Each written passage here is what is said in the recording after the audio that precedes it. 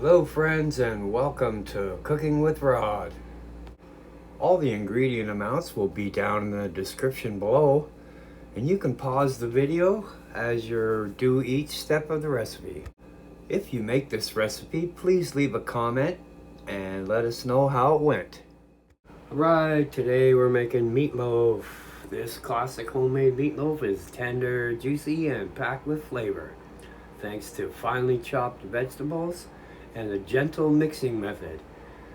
Inspired by Chef John's technique, this comforting meatloaf is perfect for family dinners and pairs beautifully with mashed potatoes and gravy. In this video, I'll show you how to build moisture into the meat, shape the loaf properly, and finish it with a tangy, sweet glaze that bakes right onto the top. Okay, first we're going to preheat our oven to 325 Fahrenheit or 165 Celsius. Now we're going to prepare our baking dish by greasing it up with some olive oil. Then we're going to roughly chop up some carrots and roughly chop up some celery. Same thing with our onion. Then a bell pepper, and of course some mushrooms, and lastly some garlic. Then we're going to put all that in a food processor and grind that up almost to a paste. Then we're going to place that in a bowl. Then we're going to add our ground beef, Worcestershire sauce, and 1 beaten egg. Now we're going to mix that in very well with a wooden spoon. Then we're going to sprinkle in our Italian herbs, salt, black pepper, and cayenne.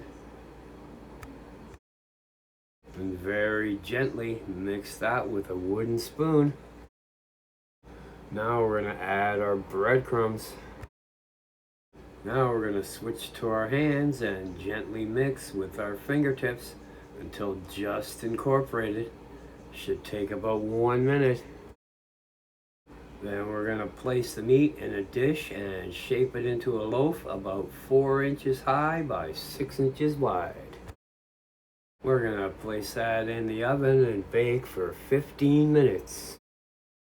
While that bakes, we're going to mix brown sugar, ketchup, Dijon mustard, and the hot sauce in a small bowl until smooth. We're going to remove that from the oven and spread the glaze over the top, pulling some down the sides. Then we're going to place that back in the oven for 30 to 40 minutes. Once the temperature reaches 160 Fahrenheit or 70 degrees Celsius, she's done. We're gonna let that rest for about 10 minutes. Then we're gonna slice that up and serve it with some mashed potatoes and gravy. So there you go. Meatloaf. Enjoy. Right, here's a couple of meatloafs that I made for myself. Sometimes I'll make a huge batch to put in the freezer.